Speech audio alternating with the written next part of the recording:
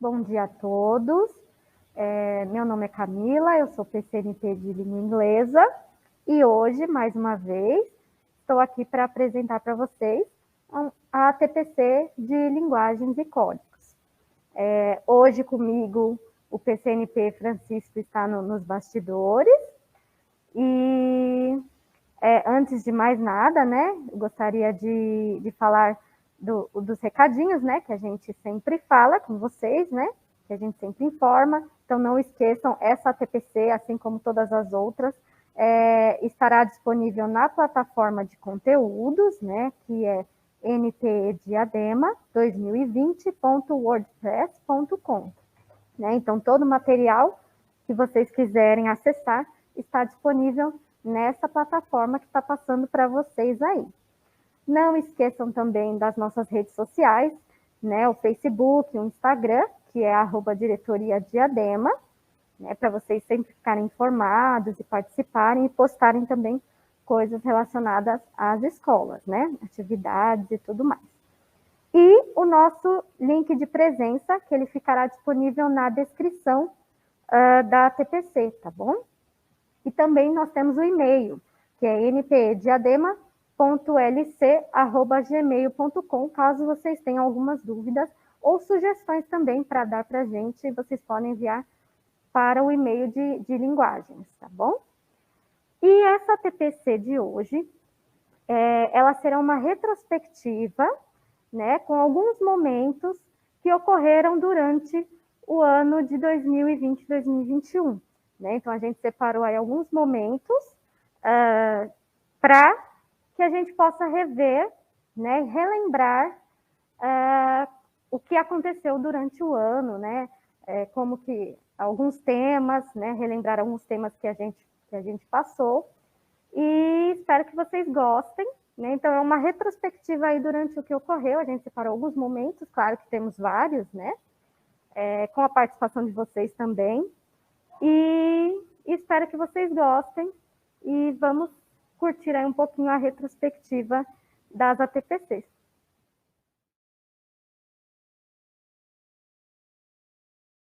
A de arte, eu acho que é fundamental. É quase como respirar. E numa brincadeira com a Vanessa, no Happy Hour, a gente começou a discutir arte, política, enfim, todas as situações que nos rodeiam. E a gente começou a criar um tema que aí eu vejo arte em tudo. Como vocês podem ver na imagem, é um gelo em formato de círculo que veio aleatoriamente para nós e a gente começou a fotografar e discutir que ali já tinha um formato artístico. E, claro, dentro da geometria, a gente começou a discutir aquilo como arte. A próxima imagem que a gente vai ver vai ser de uma artista contemporânea, Nélia Azevedo, uma artista mineira, e que ela questiona o planeta, ela faz uma intervenção urbana de escultura de gelo, discutindo o planeta, como que o planeta está se comportando, como está rolando o aquecimento global, como está acontecendo a questão do lixo, como está acontecendo a política. E ela pega uma escada de um ponto específico de uma cidade, seja São Paulo ou qualquer outra região do Brasil, e começa a colocar as esculturas de gelo. Algo muito simples, criado pela artista, mas que pode ser criado por um aluno, por um estudante, por mim, por qualquer pessoa, discutindo o que está envolvendo a nossa existência no planeta. E aí vocês veem a foto com as esculturas de gelo, uma escadaria, várias pessoas fotografando, porque é uma arte efêmera, ela vai se dissipar em segundos, em minutos, enfim. E aí eu comecei a imaginar, por exemplo, a E-Diadema, eu sou da E-Diadema, estou trabalhando na E-Diadema, e a Silvia Ramos Esquivel. Nós temos, dentro das escolas, normalmente a gente tem várias escadas. Mas imagine aquele escadão que faz um link com as duas escadas, até de uma maneira poética, né? como eu sou de arte, eu começo a imaginar e ver tudo pela lógica da arte. Imagine fazer um questionamento sobre essa ligação das duas escolas, que é o mesmo público, da mesma região, enfim, com uma intervenção urbana como essa. Fazer esculturas de gelo e aí linkar língua portuguesa, arte, geografia, enfim. É fantástico. Por favor, Vanessa, pode falar. Essa obra, Denis, ela me lembra um tema que nós tratamos recentemente numa das ATPCs, que foi a questão do tudo que é sólido pode derreter, né, do Marshall Berman. Ele fala bem disso, da efemeridade das coisas, e a Nélia Azevedo, em algum momento lá que eu andei lendo algumas coisas dela, ela fala, né, da travessia do desaparecimento. Eu achei isso muito interessante. Realmente é uma escada, é uma travessia, e de repente aquela arte que está ali, ela vai desaparecer. Ela vai desaparecer. Como a gente está cuidando do planeta, enfim, né? Exatamente. E nós, de alguma forma, a gente tenta eternizar essa arte que vai desaparecer usando uma outra arte, que é a fotografia. Sim, é bem interessante. Porque como é uma arte efêmera e ela vai desaparecer quando derreter o gelo e vai derreter em poucos minutos, ela fica registrada com a fotografia, que é uma outra linguagem da arte, das 4 linguagens da arte, que é a fotografia, que é a arte visual, né? E Exato. Aí vai gerar uma discussão ao longo do tempo, para todo mundo. Uma outra coisa que, assim, é uma pergunta minha, tá? Quando eu estava estudando, eu acabei deixando isso para perguntar para você até depois, né? Não sei se cabe essa pergunta, eu vou fazer. Seria, Denis, eu anotei aqui, como um antimonumento, eu poderia dizer? Pode, claro que pode ser, porque os monumentos eles são fixos e eternos, né, até enquanto durarem no espaço. E alguns monumentos nem fazem jus à história real. E aqui não, é algo efêmero, né, que discute uma emergência daquilo que precisa ser discutido. Precisa ser trabalhado com nossos alunos, na escola pública, até usando de um material bem simples, enfim, que todo mundo pode produzir essa arte, desde que tenha um contexto específico, uma poética específica, uma estética específica. E alguns monumentos, se nós formos visitar a história, não vão fazer jus à realidade.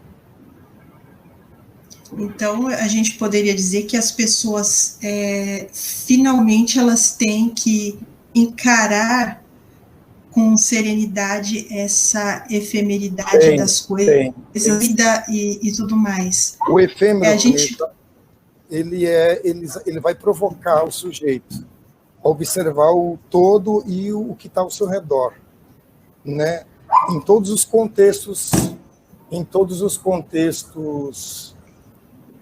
políticos, poéticos, estéticos, enfim, e de emergência. Então, é perfeito essa sua colocação. Legal. Ontem eu ouvi, assistindo a ATPC, a professora Priscila Magalhães, ela falava, né, a arte é uma coisa que toca. E quando a gente começa a discutir arte, a gente vai muito por esse caminho, né? Primeiro, ela precisa nos tocar para poder... Perfeito. Para a gente poder conseguir conversar sobre ela. Eu sempre falo para os meus alunos, a arte ela só não pode ser para você indiferente, mas ela tem que ser, ela tem que te tocar de alguma maneira, né? Seja por curiosidade, seja por incômodo, seja por nossa, mas isso é arte, enfim, ela tem que te tocar de alguma maneira, ela só não pode ser indiferente, porque ela tem que provocar alguma situação para você. E a partir disso você começa a discutir e começa a linkar ela à sua vida, à sua realidade, no contexto onde você está inserido. A arte sempre teve esse papel, né, Denis, de inquietar de alguma forma. Inquietar, com certeza.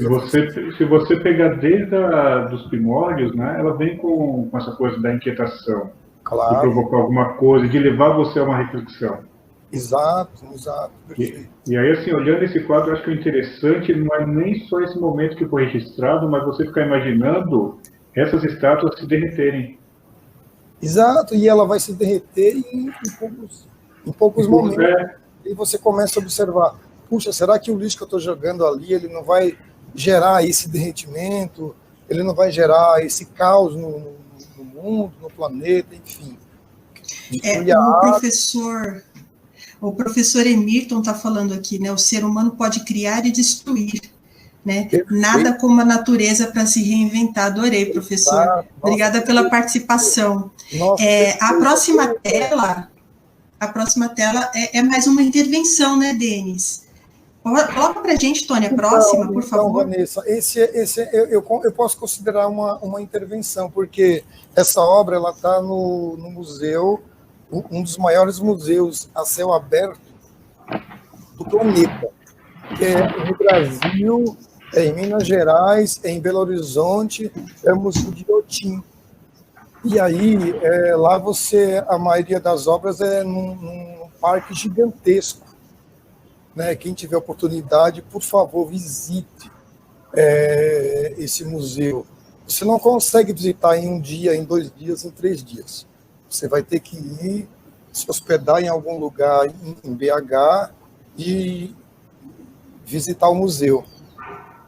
E aqui eu peguei essa obra específica e ela é em Brumadinho, ela não tem a gente nem discutiu o link de uma imagem com a outra, mas ambas casam, né? Porque a gente está falando de efemeridade, está falando de povo, está falando de uma arte que as pessoas vão compreender, e o artista, ele pega essa obra fazendo uma referência com a rodoviária de Brumadinho, que leva as pessoas a visitar a cidade e, consequentemente, o museu.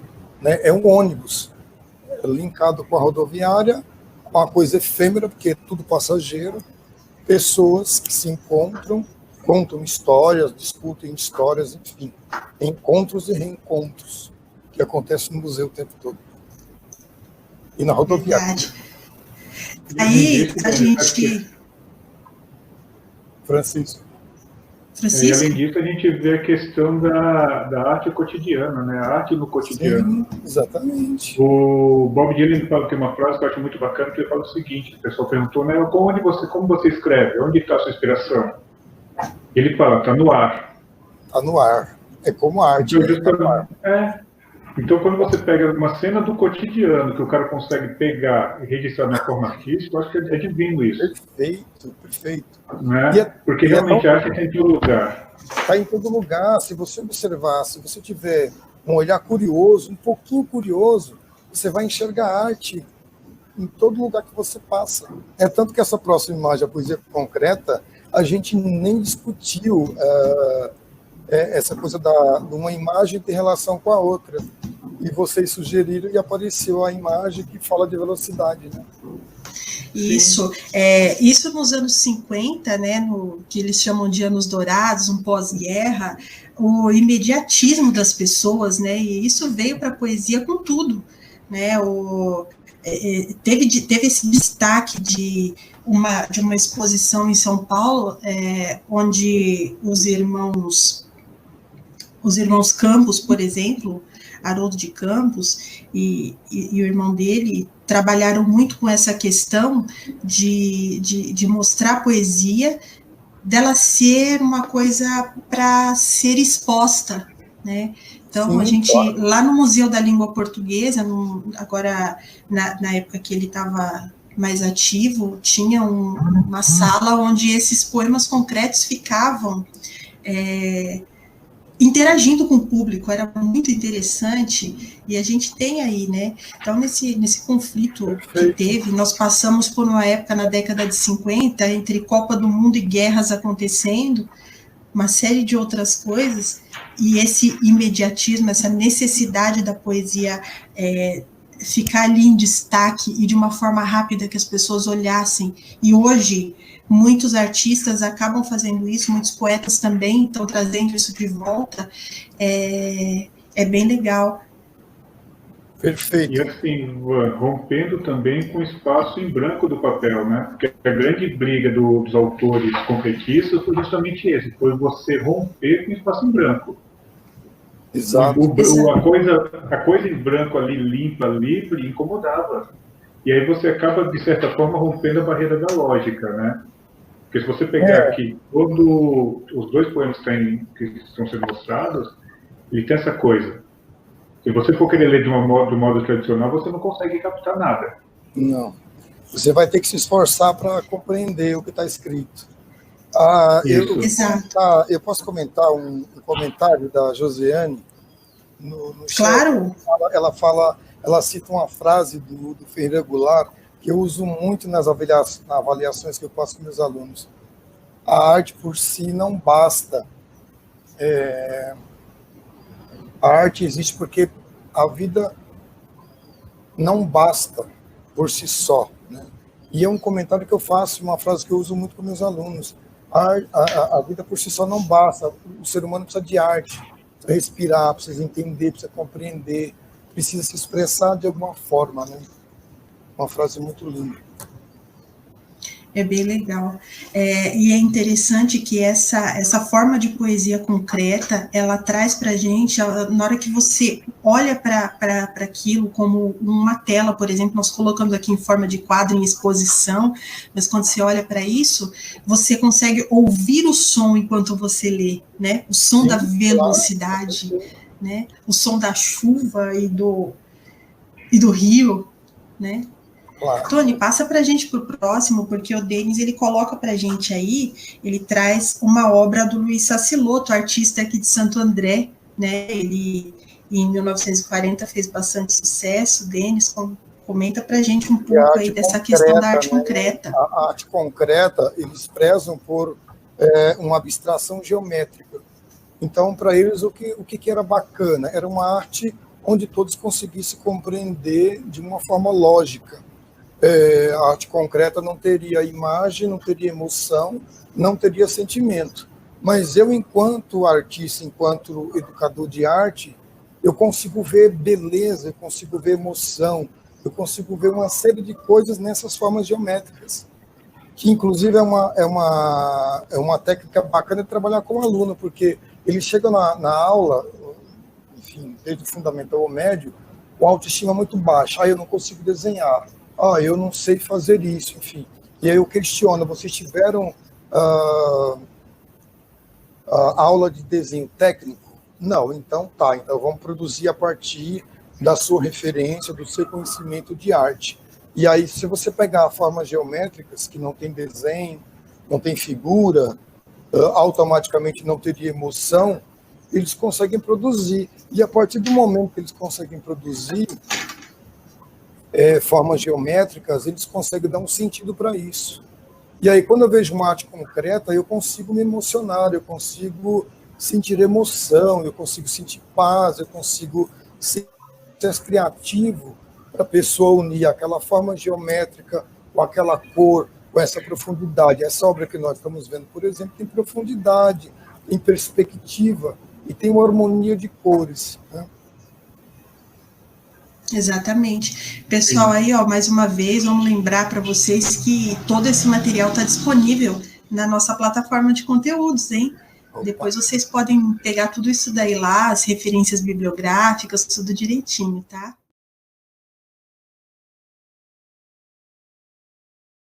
O foco dessa ação nas habilidades essenciais de todos os componentes curriculares para recuperar e aprofundar o que é essencial, visando garantir o desenvolvimento das aprendizagens, tá? Visando as competências e habilidades. Então, a ideia é fazer um resgate para auxiliar o aluno naquilo que ele tem defasagem. Ok? Próximo, Tony.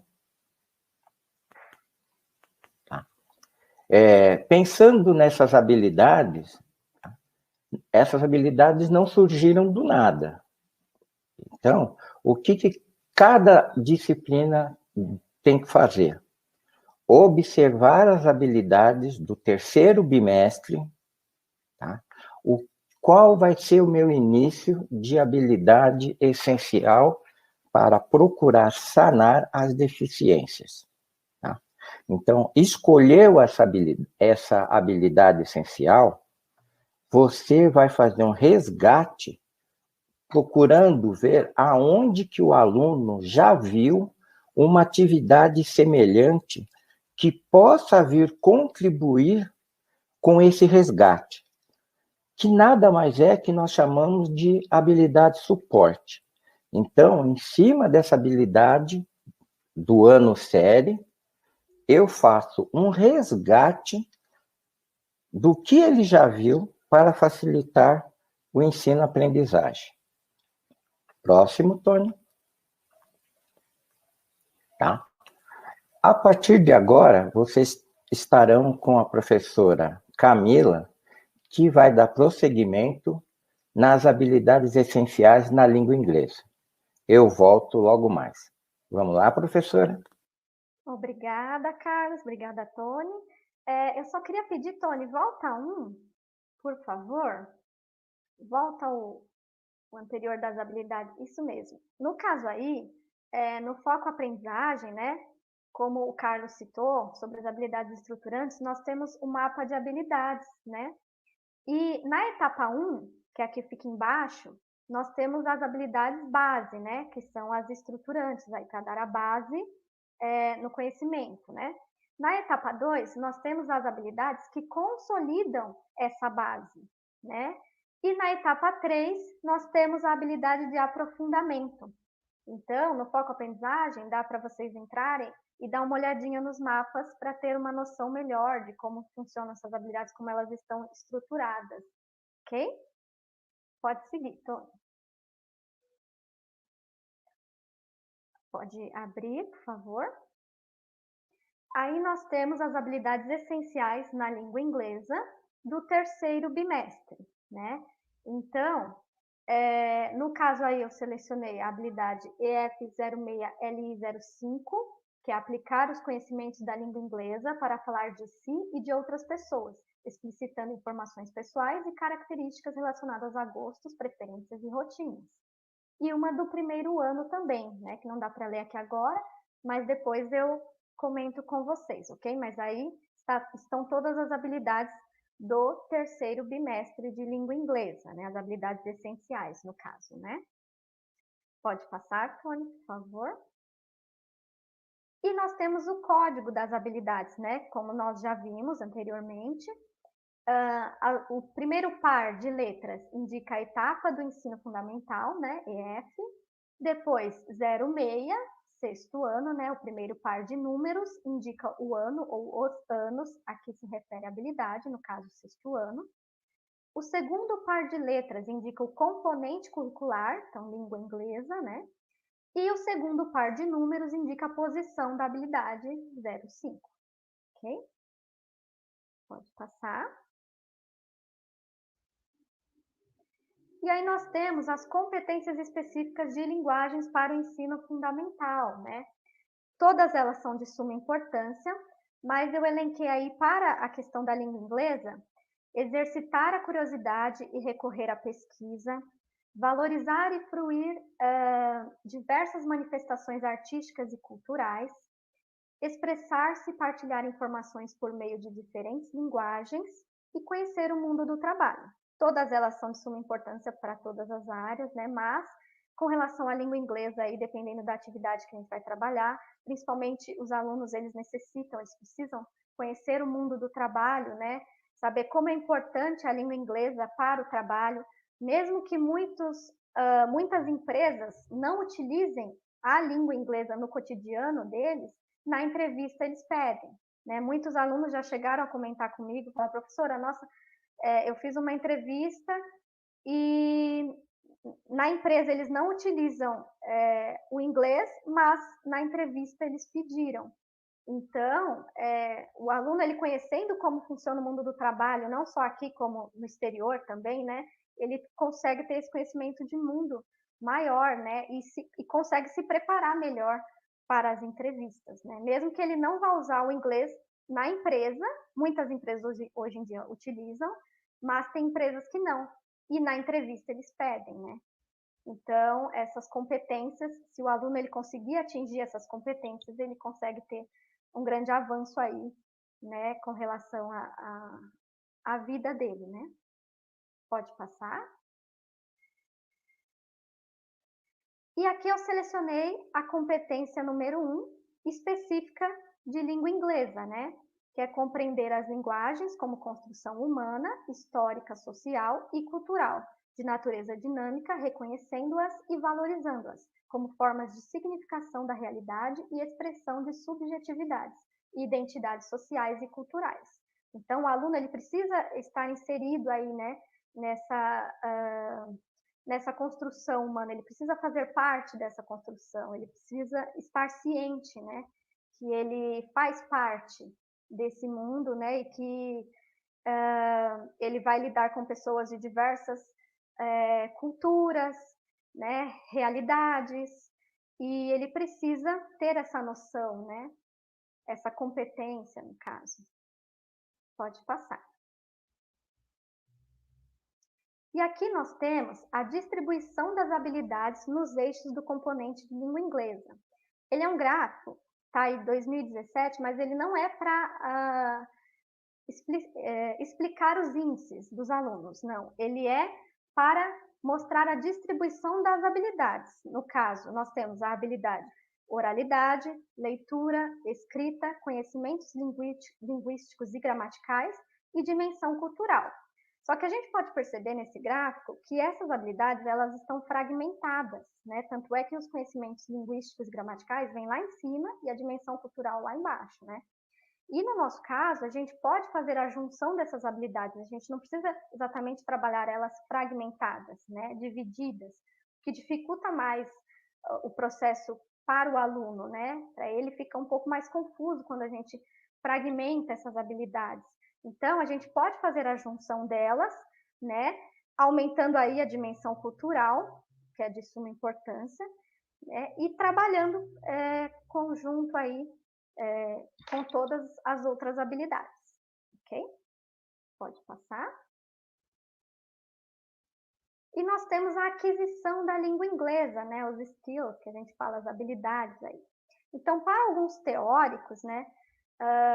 Stephen Krashen, por exemplo, ele é um linguista norte-americano e uma das teorias dele, ele fala que existe uma diferença aí entre o processo de aquisição e o processo de aprendizagem, né?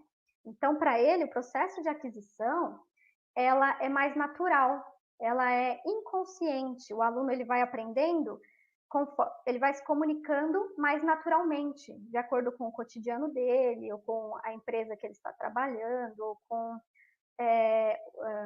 as pessoas que ele conhece.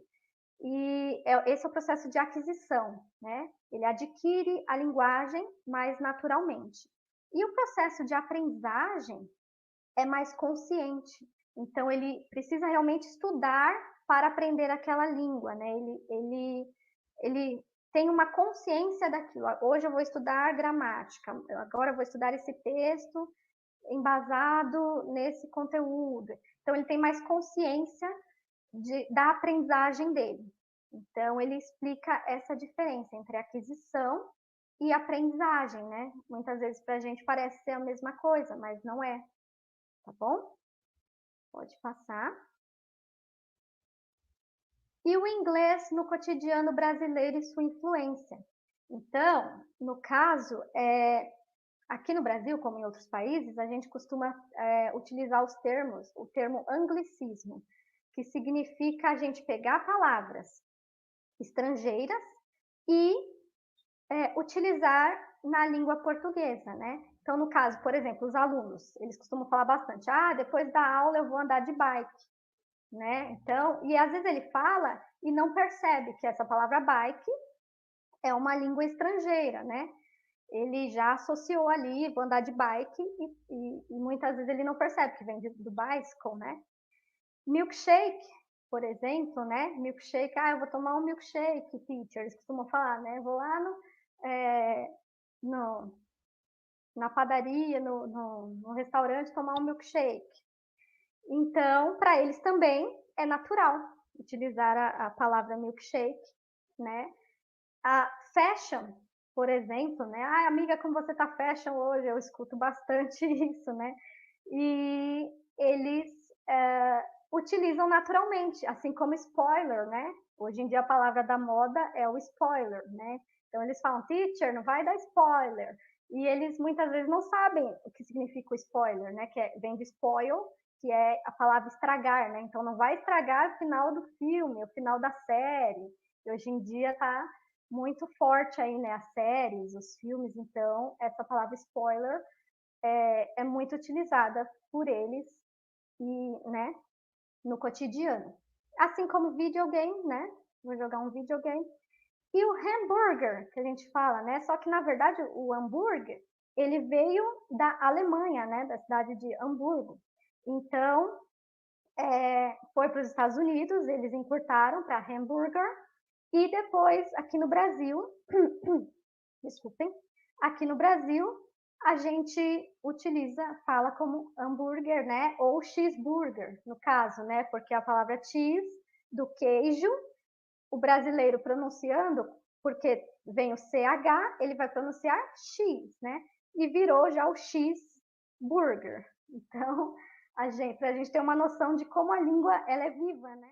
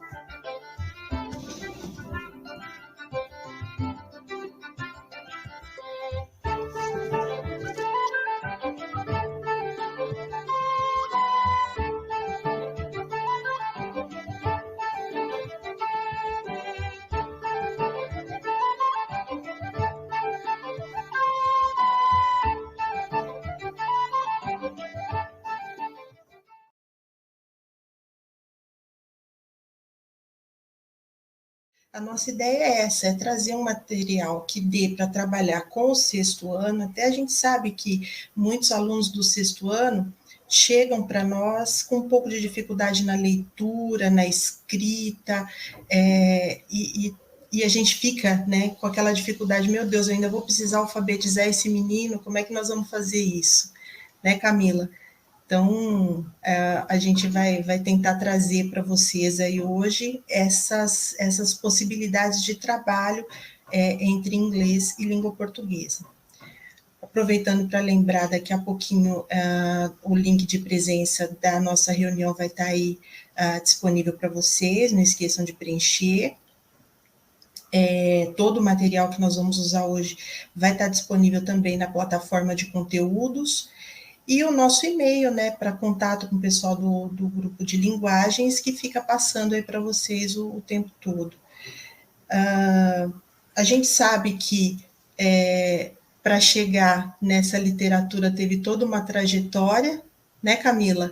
Então, a gente vai deixar a Camila falar um pouco para nós sobre essa trajetória da língua inglesa até chegar, porque em português a gente já conhece, né? A gente já veio do latim vulgar, e a gente costuma dizer isso para os alunos, que o português não era assim antes, né? E agora é. Então, com o inglês não é muito diferente. Vamos lá, Camila? Vamos lá. Bom dia, obrigada, Van. Bom dia a todos. Mais uma vez, meu nome é Camila, eu sou a PCNP de inglês, né? Professora de inglês. E como a Van falou, né? Essa questão da origem do inglês, né? Porque muitos alunos, eles pensam que o inglês, ele sempre esteve ali, né? Daquela forma que eles aprendem hoje em dia, né? Que a gente chama de inglês moderno. E uma das habilidades de língua inglesa para o sexto ano também, como retomada, né? Fala sobre isso, né? O objeto de conhecimento, é a presença da língua inglesa no cotidiano. Então, para que a gente possa situar os alunos, né, com essa questão da presença no cotidiano da língua inglesa, para que eles tenham uma noção de que ela nem sempre foi, né, e é do jeito que a gente aprende hoje em dia. Ela teve toda uma evolução, né, toda uma trajetória. Então, para os alunos do 6º ano, claro que a gente não vai focar, né, entrar em detalhes, né, mas que a gente entraria no ensino médio e tal, mas para que eles tenham uma noção de como surgiu essa trajetória, né, como que começou, né, a evolução da língua inglesa, né. Então, aí a gente pode mostrar um mapa para eles, né, para que eles tenham uma noção também dos países, e mostrar um pouco dos povos que invadiram a Grã-Bretanha, né, no caso, os jutos, os anglos, os saxões, os frísios, né, e mais à frente os francos também com os normandos, né. Então, mostrar um pouquinho para eles essa migração, né, entre esses povos, né, germânicos, que invadiram aí a Grã-Bretanha, e que antigamente haviam os celtas, né, e depois veio o Império Romano, e, por fim, essas tribos germânicas também que fizeram parte, e aí começa toda a evolução da língua inglesa, né, e aí a gente fala do inglês antigo, né, que a gente também, um dos primeiros documentos que a gente trabalha é Beowulf, né, o herói lá que vai defender o reino. Então, também dá para situar eles aos poucos, né, com a questão da história de Beowulf, né, para que eles tenham uma noção de como começou. Então, um dos primeiros documentos que a gente tem, né, em inglês antigo, um dos primeiros poemas, né, é Beowulf, que está no Museu de Londres, né? Camila, e dá para a gente fazer uma parceria bem forte aí com os professores de História e Geografia, né? Dá para explorar isso muito bem, trazer isso, né? Mostrar para os alunos que as disciplinas, de alguma forma, elas estão interligadas, né? Que a gente pode fazer uma parceria com os outros professores e trazer isso.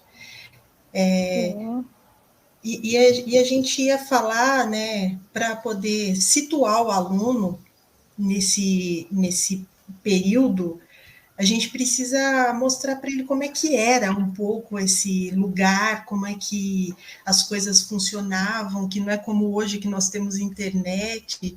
A gente tem aí um passeio para levar os professores agora, né? Sim, é isso mesmo. Vamos pedir para a Valéria colocar para nós? Ô, Van, só antes de fazer essa viagem, só ressaltar também que é legal que o aluno ele consegue ver a influência geográfica na formação do idioma, né, que é o mesmo que acontece na língua portuguesa. Ou seja, não é algo específico nosso, mas todo idioma ele sofre essa influência geográfica, né, e até histórica.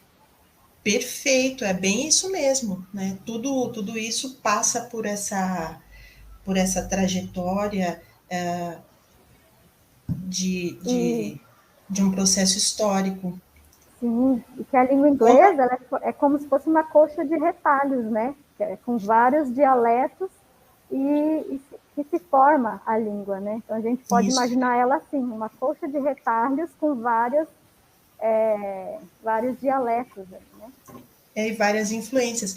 Olha só, a gente escolheu, pessoal, trazer para vocês esse museu, o Museu dos Peregrinos, que é uma visita virtual que dá para ser feita, né, na escola, com os alunos lá, ou lá no Acessa, ou, de repente, o professor projeta isso, né, dependendo se tem Wi-Fi, alguma coisa, o professor consegue projetar isso no telão e fazer essa visita virtual com os alunos. Enfim, tem várias possibilidades que você consegue ver dentro desse museu como é que era. Ô, Valéria, sobe só um pouquinho a tela, onde está isso. Olha só, vocês conseguem visualizar aí como é que era a caracterização do lugar. E quando a gente fala de aluno do 6º ano que está ainda naquele processo de aprender a ler, aprender a escrever, que a gente sabe que muitos ainda vêm com essa dificuldade, que o processo de aprendizagem de cada aluno é diferente. A gente pode trabalhar com palavras, tanto em língua portuguesa quanto em inglês, destacando esses objetos que tem aí dentro, e ele fazendo essa visita virtual, ele consegue visualizar várias coisas da época, né? Como é que era, como é que funcionava. Fala um pouquinho para nós aí, Camila, sobre esse museu também.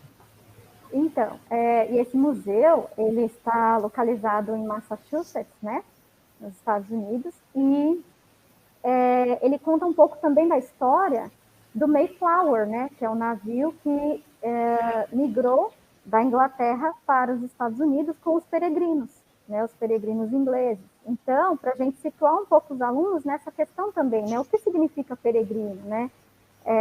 Então, ele tem vários contextos aí, né? Tanto da questão dos povos germânicos, né, que invadiram a Grã-Bretanha, né, a fim de tomarem posse de terras, de um sonho, né, em busca de uma terra prometida, e também a questão dos peregrinos que saíram da Inglaterra para a América, né, em busca também de algo novo.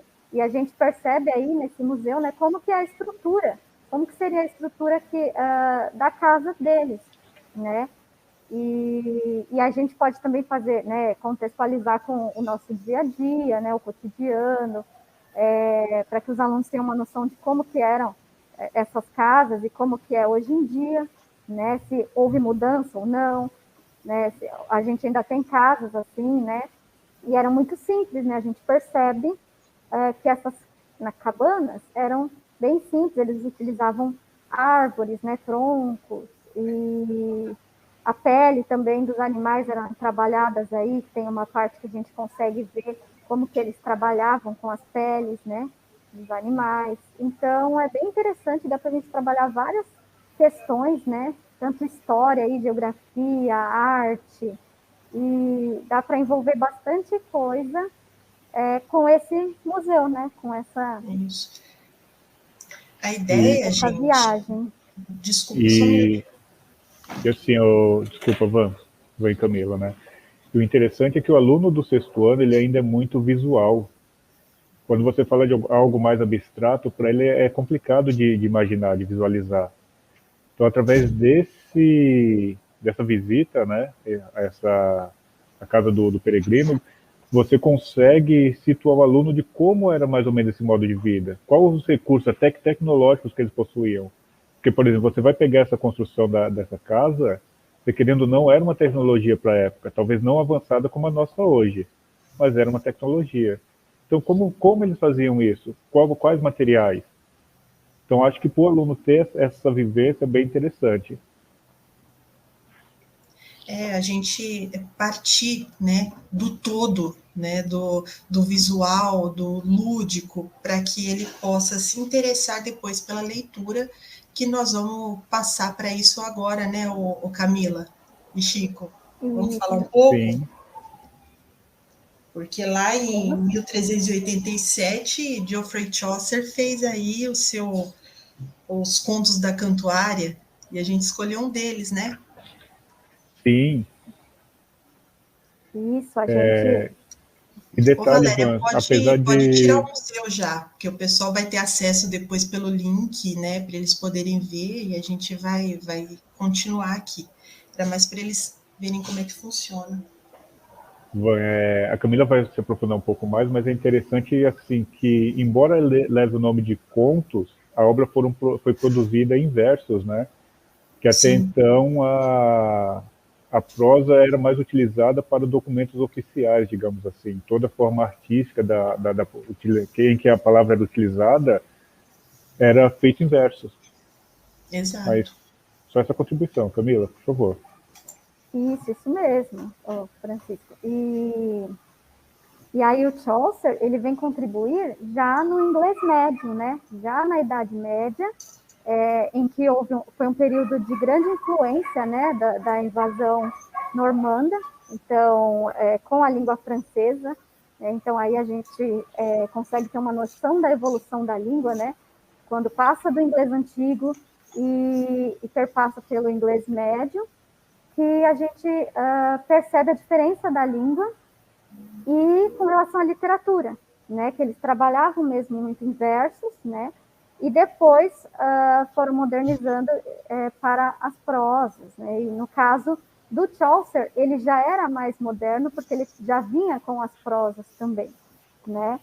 Então, ele retrata toda a sociedade medieval contando as histórias desses peregrinos, né? No caso, os peregrinos, eles contam várias histórias que retratam a sociedade da época. E uma dica também interessante, que o professor ele consegue trabalhar com o sexto ano, né, principalmente, os vocabulários, né, porque ele utiliza ali o médico, o carpinteiro, né, o vendedor. Então, dá para trabalhar esses, né, as occupations e os jobs, que a gente chama, porque tem na habilidade do sexto ano também, né, trabalhar lá as profissões, as ocupações, então dá para inserir isso nas habilidades que são retomadas para o sexto ano. E tem uma habilidade também em língua portuguesa que a gente vê refletida lá no ensino médio com mais intensidade, mas que ela é trabalhada desde o início, que é essa questão da localização do tempo dentro do texto, né? A linguagem, tudo isso, os alunos têm muita dificuldade em compreender como é que era falado antes e como é que é agora, e aí ele não consegue entender o texto, ele não consegue buscar isso, né? Não se situa em tempo e texto. Então, vale a pena a gente retomar esse tipo de linguagem até para um trabalho mais intenso em língua portuguesa. Van, não só a língua portuguesa, mas, por exemplo, todo o texto sofre influência do momento histórico em que ele foi produzido e da vivência do autor, né? Então, por exemplo, muitas vezes nós falamos, tal autor ele é machista, por exemplo. Mas será que esse autor ele era machista ou o momento em que ele viveu era machista? Então, eu acho que esses textos mais antigos é interessante para a gente poder avaliar qual foi a intenção do autor, inclusive, isso pensando numa projeção para o ensino médio, conforme você falou, né? Mas é uma habilidade que a gente já tem que começar a desenvolver desde lá do sexto ano, para que quando chegue lá no terceiro, o aluno já tenha ela um pouco mais...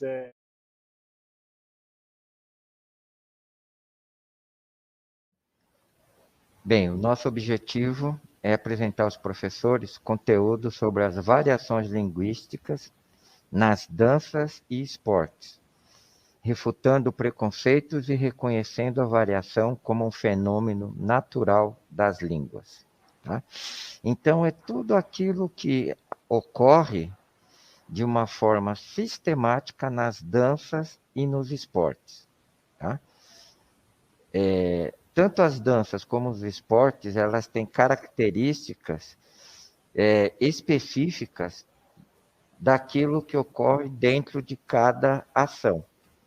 Então, o esporte tem as suas variações, de acordo com a sua especificidade, e também as danças.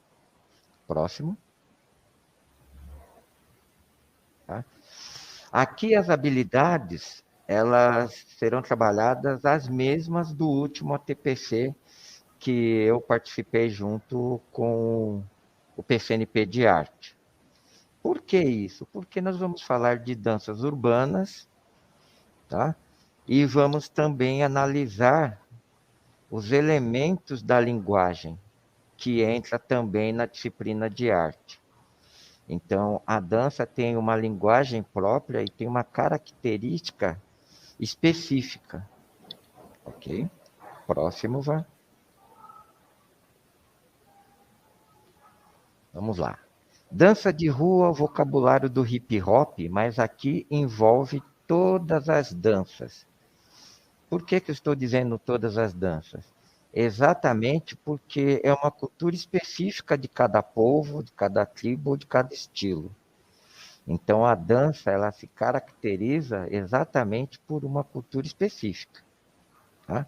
E ela tem ligação direta com a história, o folclore e as vivências que esses alunos, que esses professores, que os povos em si, estão inseridos no seu dia a dia, né?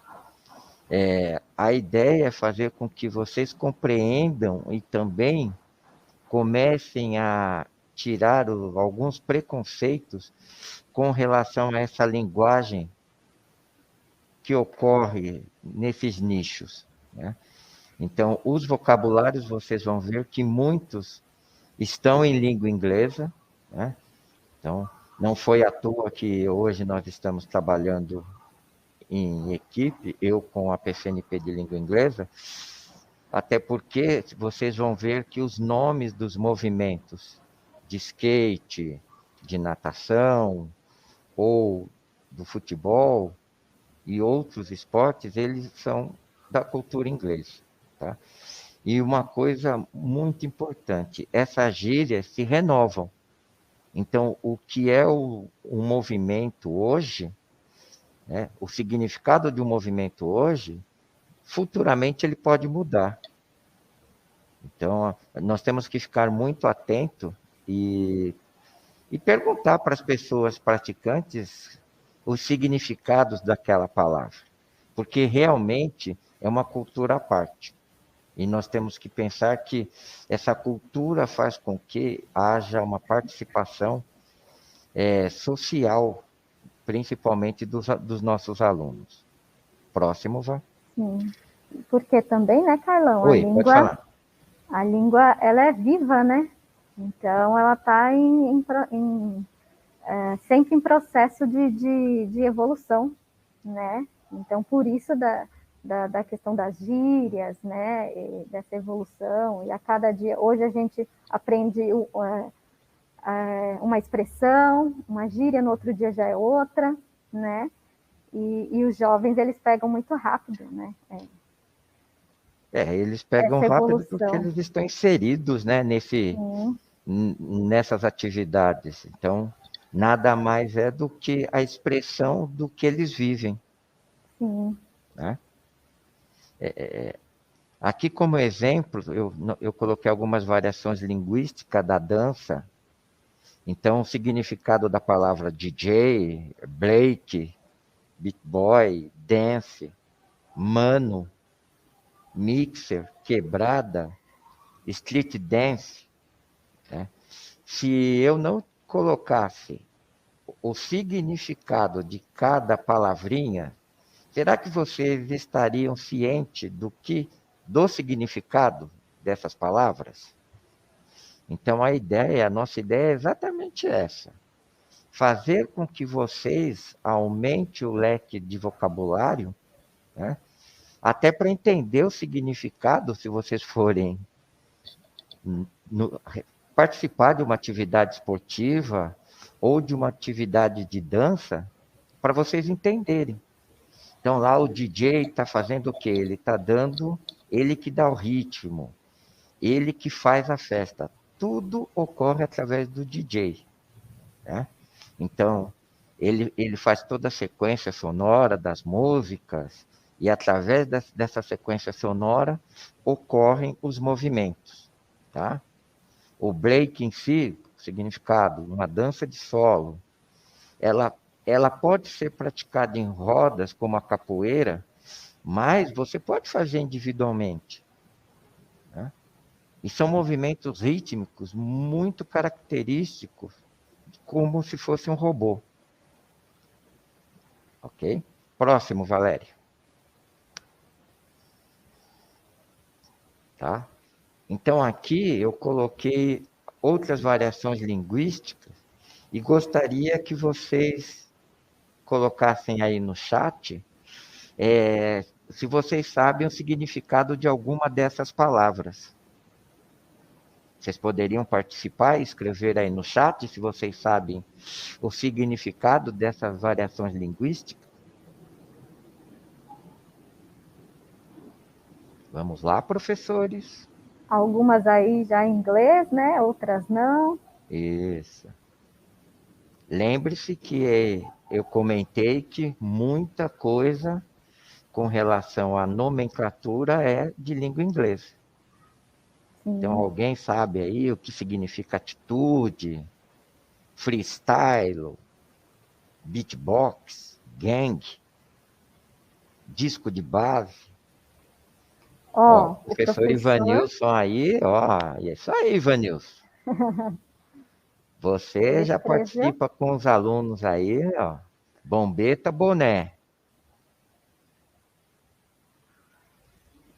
Mais alguém, ó? Professora Patrícia, freestyle, estilo livre. Bombeta, boné. Isso mesmo. E os outros?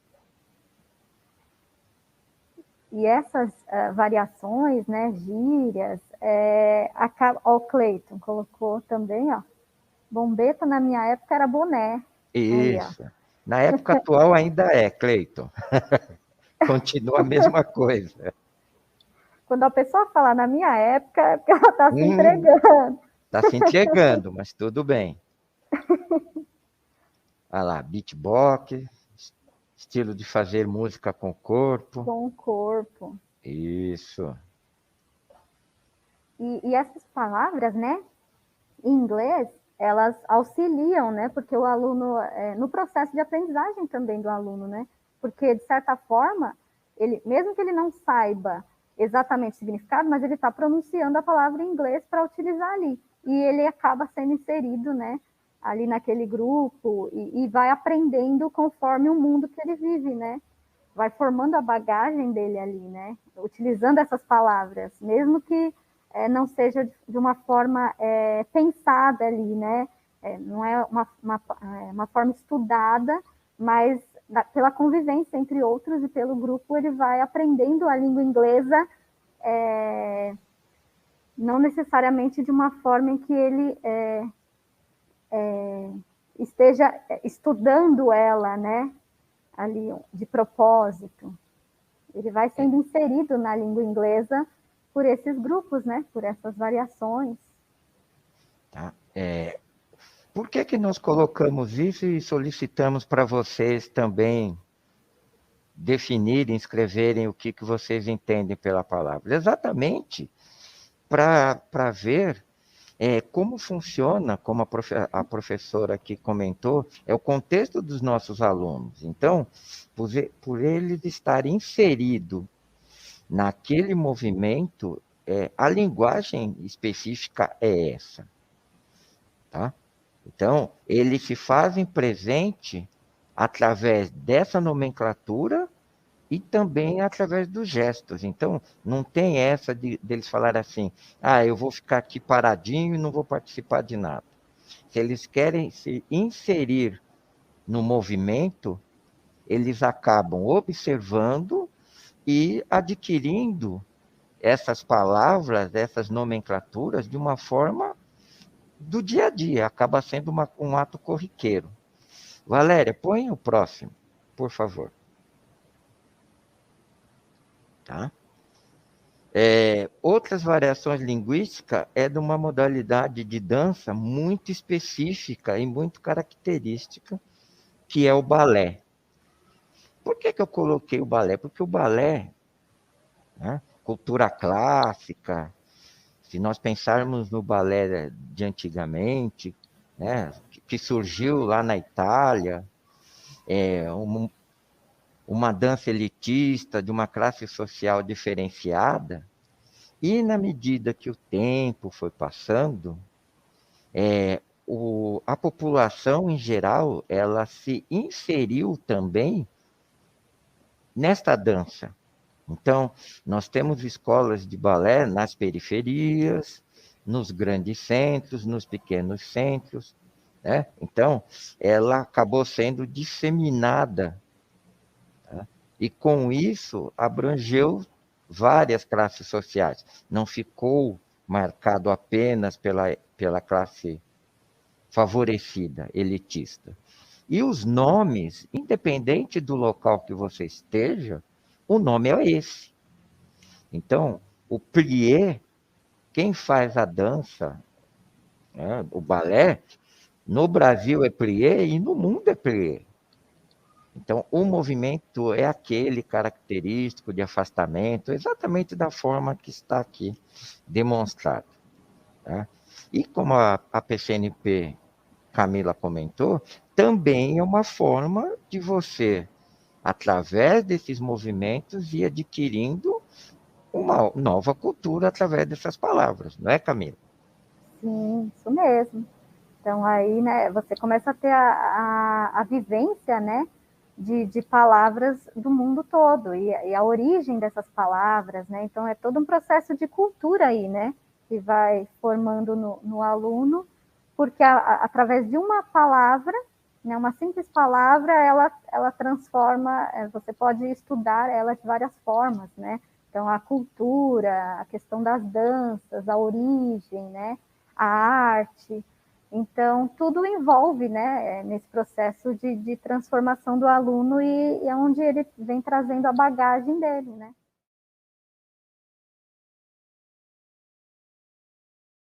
Nosso objetivo, né, para essa TPC de hoje é justamente o que é retomar o conceito do que são metodologias ativas,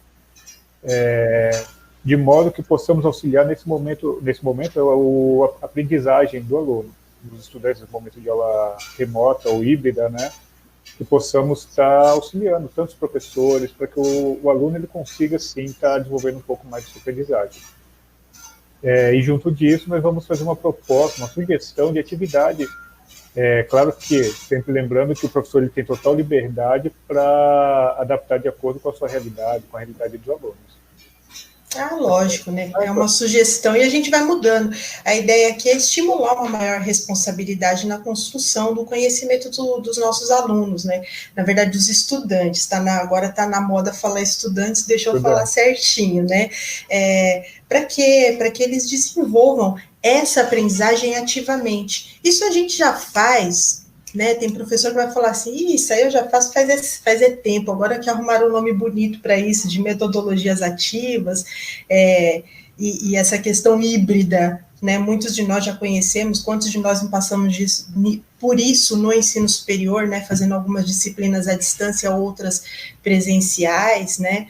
Então, a partir desse momento em que nós, professores, superamos um pouco a questão das aulas expositivas, a gente traz o aluno para mais perto da gente nessa ideia de troca mesmo. Então, o professor ele passa a ser companheiro de jornada do aluno, não mais aquele detentor do conhecimento que nós estamos habituados, mas um companheiro de jornada na aprendizagem do aluno.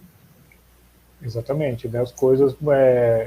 o professor ele detém o conhecimento, mas ele vai trabalhar ali como um mediador, um facilitador, indicando o caminho para que o aluno ele possa, por conta, vamos dizer assim, desenvolver sua aprendizagem. Ele se torna responsável por isso, que é justamente o que propõe as metodologias ativas, né?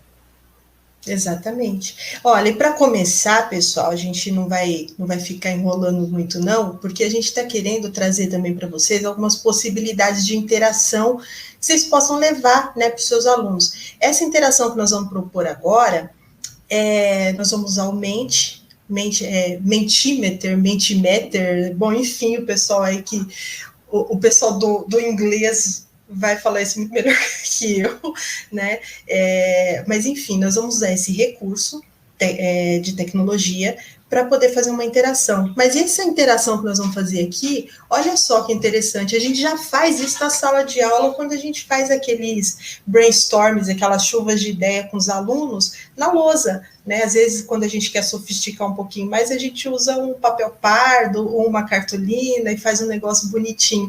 Mas não é nada mais, nada menos que isso. E esse recurso nos ajuda nesse momento aqui que nós estamos interagindo virtualmente. Então, para você, professor, o que são metodologias ativas? Então, a Valéria colocou para vocês aí o QR Code para leitura e colocou o código também. Então, nós vamos dar um tempinho para que vocês possam interagir lá, né? 3 minutinhos aí para vocês interagirem lá falando, e a gente já retoma.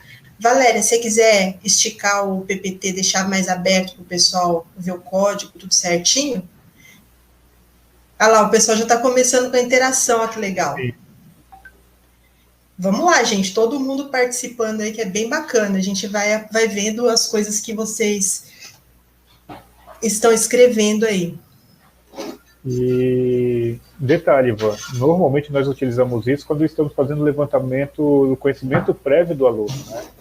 A gente usa isso. Dentro das metodologias ativas, isso tem que ser não só da metodologia ativa, mas dentro do trabalho do professor, isso é sempre fundamental. O levantamento do conhecimento prévio do aluno. Porque ninguém vem vazio para a escola. Cada um de acordo com aquela sua vivência, com aquilo que ele já passou, ele acaba desenvolvendo. Ele traz alguma bagagem. Então é importante essa coisa do levantamento do conhecimento prévio para que o professor ele consiga saber identificar, definir, na verdade, qual rumo ele vai tomar com relação àquilo que ele quer que o aluno aprenda. Mas é isso mesmo, a gente faz dessa forma. É o que eu falei, isso daí não é nada mais, nada menos que a gente já faz na lousa de vez em quando, né? Nós professores de português, quando vão fazer construção de texto coletivo, aí a gente vai dando as opções, o aluno vai escrevendo o que ele pensa sobre aquilo, e depois a gente reúne para fazer correções. E a nossa proposta aqui é essa mesmo. Olha só que legal, a palavra interação está em destaque aí, o pessoal está colocando a palavra interação como destaque. Vamos lá, gente, participando aí, participa pelo link, pelo... Olha só que legal, que a Valéria mandou. Colocaram aqui, me chamou muito a atenção. Deixa eu ver aqui se eu acho, porque... Vai ficando pequenininho, né? Vai ficando pequeno. Que ele colocou aqui, ó, a teoria na prática. A teoria na prática. A teoria na prática. Eu achei muito legal, que é justamente isso, né? É isso mesmo. Você faz o aluno desenvolver aquilo que você está se propondo a passar para ele. E a partir desse ele vai aprendendo, né? É isso mesmo, é o que a gente está fazendo agora, né? Está colocando uma teoria que nós já usamos há muito tempo, que apareceu com o nome bonito agora, e estamos colocando em prática, não é isso? Engajamento, essa palavra está muito em alta ultimamente, e é de fato, e é uma palavra muito importante para nós, a questão do engajamento. Que nós... Olha que legal, Van, desculpa. Sim. O professor Roberto Fernandes, ele colocou aqui, ó, processo de ensino-aprendizagem, no qual o aluno é colocado como protagonista e o professor assume um papel de suporte, pois a autonomia é estimulada de forma a ser capaz. Olha que legal. Nossa, muito bacana. Obrigada, professor, pela contribuição, mas eu concordo plenamente com o senhor. Eu falo para você, Francisco, essa TPC a gente aprende mais do que traz novidades. O povo mata pau, né, como diz a molecada. É bem Valéria, vamos retomar a nossa fala aqui, né? Vocês viram, pessoal, quantas palavras foram colocadas ali? A gente foi comentando rapidamente. A nossa ideia aqui, né, nesse momento, pode passar para o próximo, Valéria, era trazer mesmo isso para vocês, que a metodologia ativa, ela faz com que o estudante seja protagonista da própria aprendizagem, né? Faz com que ele participe ativamente da sua jornada educativa.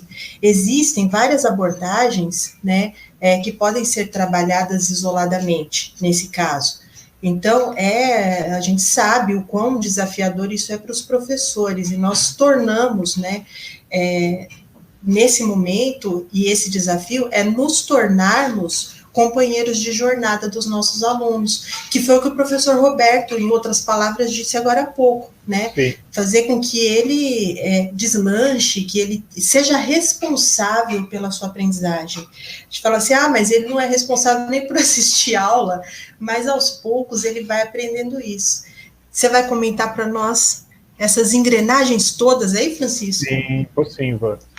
E assim, eu acho que a fala do professor Roberto Fernandes, né, ele resume bem essa imagem aqui, né, que é justamente o aluno no centro do processo de aprendizagem, de modo que ele vai estar desenvolvendo a sua autonomia, vá se sentindo, né, ele sinta-se parte desse espaço de aprendizagem. Porque hoje nós temos várias ferramentas tecnológicas, por exemplo, o próprio YouTube, aqui onde nós estamos fazendo essa transmissão, ele é um espaço em que muitas vezes o aluno ele acaba não dominando. Se você pedir para ele fazer uma pesquisa, ele vai precisar pesquisar qualquer coisa, e aí entra o papel do professor como mediador. de mostrar o caminho, qual caminho ele vai seguir, como ele pode desenvolver aquela pesquisa.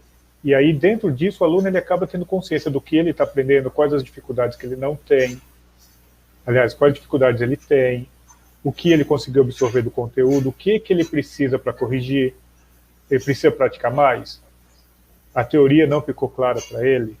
Então, o professor ele vai levando o aluno a ter consciência do seu papel, do seu papel como protagonista da aprendizagem.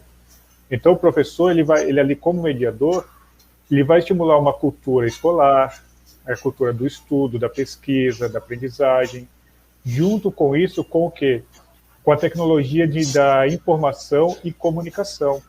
Então, o aluno ele vai passar o professor ele vai fazer a mediação para que o aluno ele saiba manusear todas essas ferramentas de conhecimento que ele tem.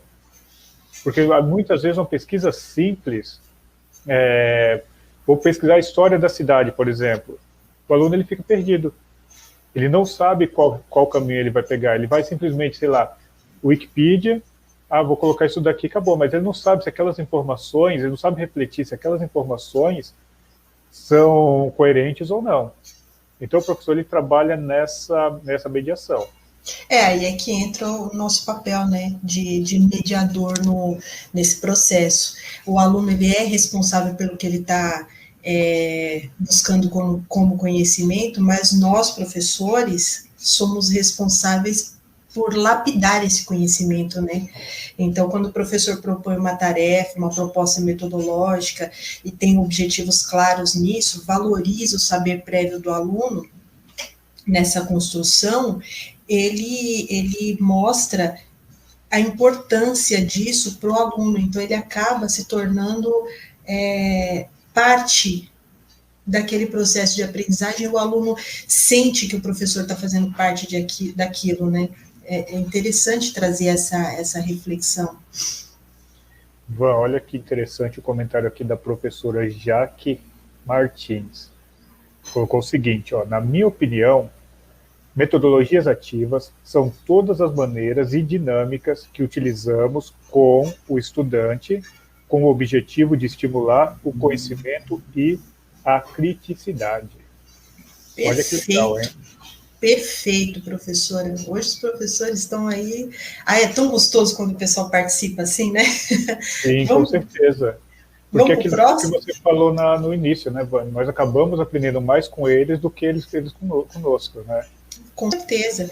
Aí a gente tinha colocado uma definição, mas a professora Jaque acabou de definir isso muito melhor que a gente, né? Que as metodologias ativas são essas abordagens. E é isso mesmo, são essas abordagens que a gente traz. Como é que fica aí isso no ensino remoto? Né? Vai falar assim, mas espera aí, metodologia ativa na sala de aula é uma coisa, né? Eu posso dividir grupos, eu posso fazer isso, posso fazer aquilo no ensino remoto, como é que eu vou resolver isso aí? Tanto uma como a outra, pessoal, nós podemos recorrer a essas metodologias ativas. Né? Nós já fazemos isso quando estamos organizando fóruns de discussão, quando a gente está fazendo participação em chat, igual agora, nós estamos usando o recurso de metodologia ativa, estamos usando esse chat para interagirmos, a gente acabou de usar o Mente para também provocar uma interação logo no início. Então, nós temos adotado diversas estratégias, né, como gamificação, que está todo mundo falando gamificação agora, que está super na moda, mas nós já fazemos isso há quanto tempo? Né? Criamos joguinhos para ensinar coisas para os nossos alunos, para ficar mais tranquilo, para eles aprenderem e não esquecerem, porque brincando a gente sabe que a gente não esquece, né?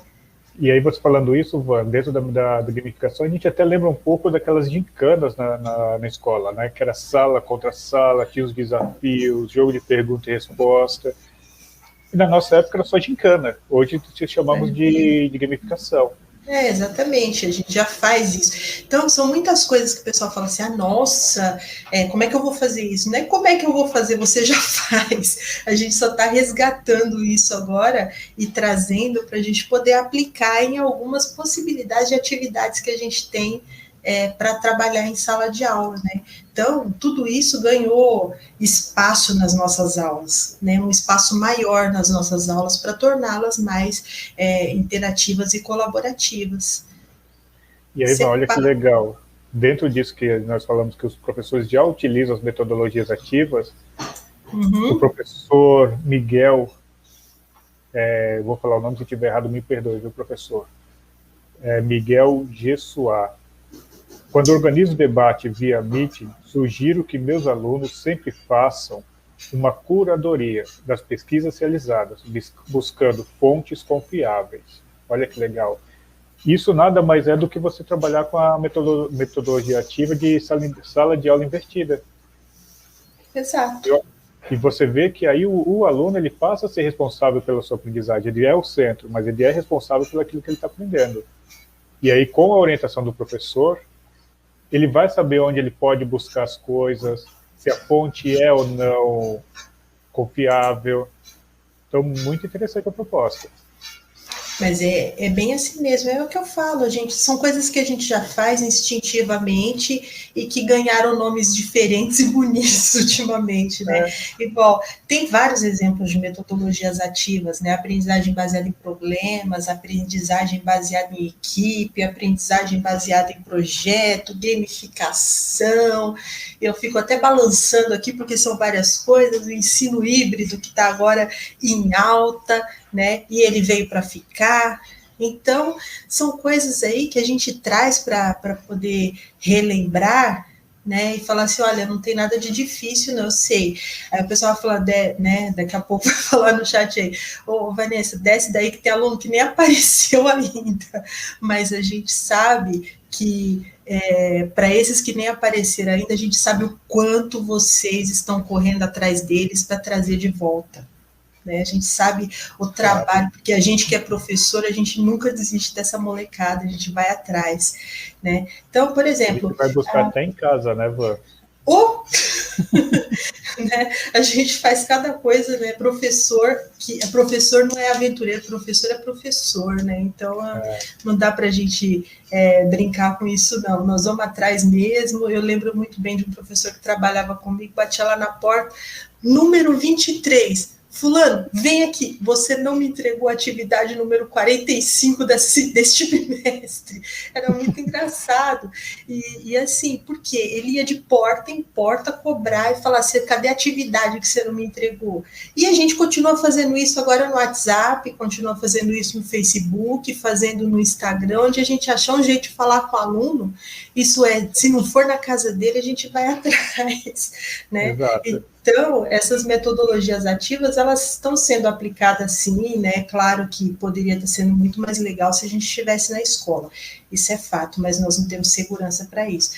A professora está comentando, você consegue ler, Francisco? É Léo Paca, acho que é essa pronúncia, me desculpa, viu, professora, se não for. Metodologias ativas são estímulos que utilizamos para aguçar e atiçar a curiosidade do aluno. Isso aí, professora, é isso mesmo. Interessante, desculpa até te cortar, é que assim, nesse momento, acho que mais do que nunca, o nosso trabalho está sendo esse, né? Estimular e despertar curiosidade e interesse no aluno que está participando das aulas. Durante muito tempo, as escolas elas tinham a função de formar o aluno visando o quê? O mercado de trabalho. Né? Dentro dessa visão, e aí dentro dessa visão que nós temos hoje, da escola, como nós conhecemos, em que nós temos as disciplinas básicas, português, matemática, ciências, enfim, essas disciplinas que formam a base do escolar, ela surgiu no século XVII, entre o século XVII e o século XIX, junto com a Revolução Industrial. E dentro desse processo, né, dessas transformações, a escola ela tinha qual função? Ela tinha a função de preparar o cidadão, o aluno, para o mercado de trabalho, mas não apenas para ser a mão de obra, mas preparar esse aluno para as futuras transformações que viessem a acontecer na sociedade. Ou seja, a escola ela tinha essa função de preparar o aluno para que ele assumisse a postura de protagonista. No entanto, a escola ela tinha ela acabava fazendo o quê? Ela acabava fazendo o aluno um reprodutor, ele reproduzia a informação. Ele recebia a informação e ele reproduzia ela. Ele não tinha voz ativa. Tá? Hoje, a coisa já é um pouquinho diferente. Permanecemos com a intenção de preparar o aluno para o mundo, mas hoje ele não apenas reproduz, ele construi o seu conhecimento. Ele tem que ter uma visão crítica do mundo. Tá? Tony, eu vou pedir para que você mude, por gentileza, para o slide 5.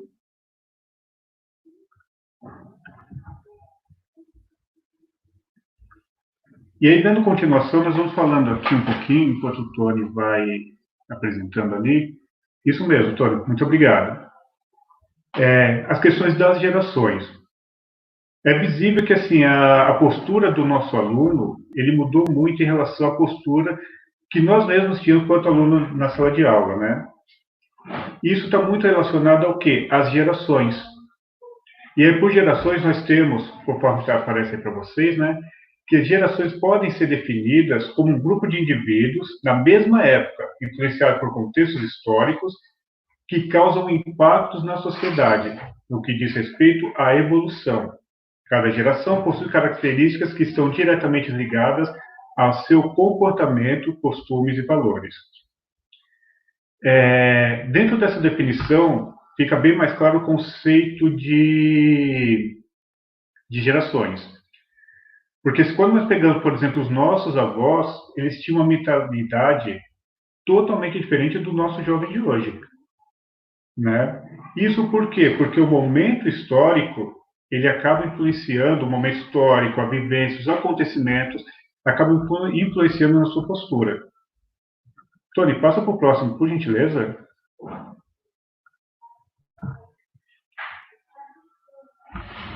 E aí nós temos assim, hoje os estudiosos dizem que nós temos 5 gerações. Essas gerações são totalmente diferentes. Claro que não dá para bater o martelo e falar, nossa, são diferentes, tal. Não, elas possuem algumas características que são que são próximas, mas cada um de acordo com a sua realidade. Então, por exemplo, nós temos aí na primeira geração, né, a Baby Boomers, que foram nascidos entre 1940 e 1960. Essa geração é um pouco mais tradicional. É aquela geração que é muito do respeito mais velho. Então, eles respeitam a hierarquia, eles são disciplinados. Mas qual que era o foco dessa disciplina? Dessa geração. O foco dela era manter uma estabilizar. Por quê? Porque para eles o que eles visavam era ter um bom emprego e manter o sustento da casa. É uma geração que ela surge após a Segunda Guerra Mundial. E depois desse processo recebe esse nome porque, os soldados voltando da guerra, houve um aumento demográfico muito grande. Então, eles recebem esse nome.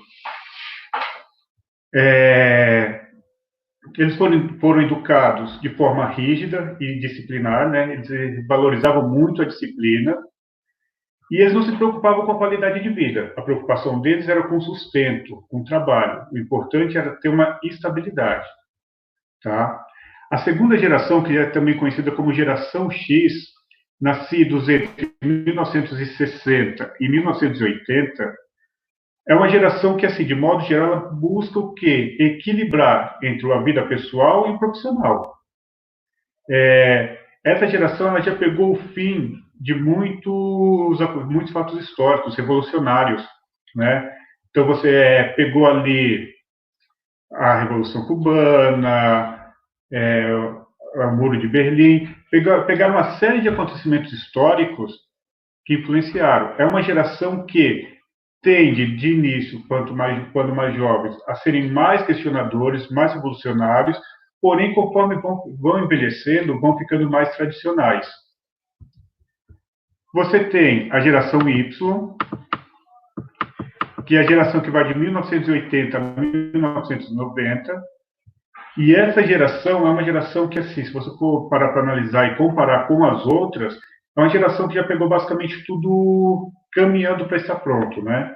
Com facilidades econômicas, a revolução tecnológica. Então, o comportamento dessas pessoas acaba mudando. Eles desejam uma qualidade de vida, eles querem estabilidade? Sim, mas eles também zelam por uma qualidade de vida, até para usufruírem das facilidades que são apresentadas ao mundo. E é uma geração que, assim, são agitados e informais. Aí nós temos a geração Z, que começa na década de 2000, e é uma geração que, assim, eles já nascem inseridos no mundo tecnológico. Então, nós já temos o celular, computador, a internet. É uma geração que é extremamente imediatista. Ela querem tudo para já. É uma geração que está mais aberto a decisões, né? Porque com o fim dos regimes totalitários já na geração anterior, essa geração Y ela tem mais espaço para opinar nas decisões, até mesmo em casa, tá? E aí, por último, nós temos aqui a geração Alpha, que é a geração do pessoal nascido a partir de 2010, que é uma geração que, assim, já está totalmente inserida no mundo tecnológico. É uma geração que, por exemplo, você pega a criança que mal sabe falar, mas já pega o celular e já consegue acessar o YouTube, buscar um desenho. É uma geração que está totalmente inserida nesse mundo tecnológico. Tony, você pode mudar o próximo, por favor? E aí, dentro disso, né, de toda essa transformação, e é interessante só observar que, lá no slide anterior, as gerações elas mudavam de 20 em 20 anos. Essas duas últimas gerações, elas mudam o quê? Passaram a mudar de 10 em 10 anos. Então, até a geração Y, a gente pode perceber que eram 20 anos de mudança. Uma geração mudava o comportamento a cada 20 anos. Da geração Z para a geração Alpha, essa mudança diminuiu de tempo. 10 anos. E é interessante, e aí, Tony, você pode passar, por favor, que, assim, no nosso mundo, a velocidade, ela realmente está, assim, presente em tudo. A informação que sai agora, daqui a 5 minutos já é informação velha. Com essa velocidade, as coisas passam para o nosso aluno, passam a não ter interesse. Então, eu recebo a informação agora, mas eu já esqueço. Essa informação já não é tão importante. A próxima que vem é.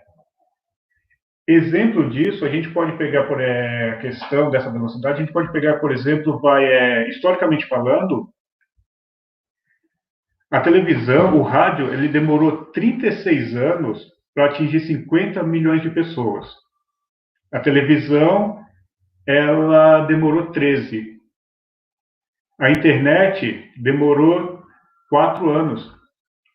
O Facebook, 3 anos e meio. O Instagram, que é a rede mais atual, ele demorou 6 meses. E aí, quando a gente entra para o campo dos jogos, tem o Angry Birds, que demorou 36 dias para atingir 50 milhões de pessoas. Tempo, for comparar, muito rápido. E aí, para fechar, nós temos o quê? Aquele joguinho Pokémon GO, que em 22 dias atingiu 50 milhões de usuários. Olha a questão da velocidade.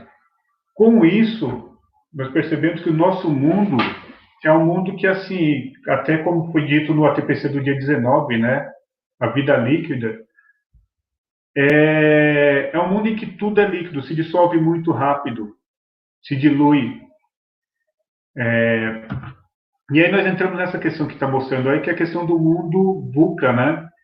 VUCA, que é um acrônimo, criado para definir o quê? Uma sociedade que é volátil, incerto, complexo e ambíguo. Aqui, trazendo para o português, ficaria VICA, né? Volátil por quê? Porque diante desse dinamismo, tudo é muito veloz e efêmero. Não segue um padrão. Não é como antigamente que você tinha um padrão. Não, tudo é muito imprevisível. O que vale agora, daqui a 5 minutos, não vale mais. E com isso você tem o quê? Essa incerteza. O ambiente é muito instável, muda muito rápido os planos. Com isso, como o nosso aluno está preparado, né? Porque esse mundo ele acaba se tornando o quê? Complexo. Porque são tantas variáveis que não dá para você trabalhar com uma certeza. E aí gera o quê? Gera uma ambiguidade. Uma ambiguidade porque falta uma certa clareza nas coisas, né? Muitas vezes não há uma resposta certa para os nossos questionamentos. Nós temos que estar buscando.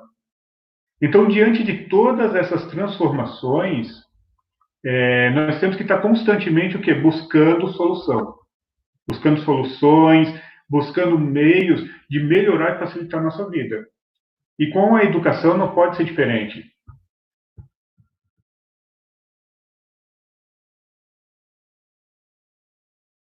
Bom, espero que vocês tenham gostado da nossa retrospectiva, né? Agradeço a participação de todos mais uma vez, que todos tenhamos um ótimo ano aí, né? Final de ano. E é isso, agradeço mais uma vez e até a próxima. Espero vocês e fiquem bem. Muito obrigada. Thank you so much. Obrigada, Chico, por me auxiliar aí hoje. E é isso aí, eu falo em nome de toda a equipe de linguagens e códigos, né? Que a gente, todos participaram aí para que ocorresse essa retrospectiva. Muito obrigada e até a próxima. See you guys!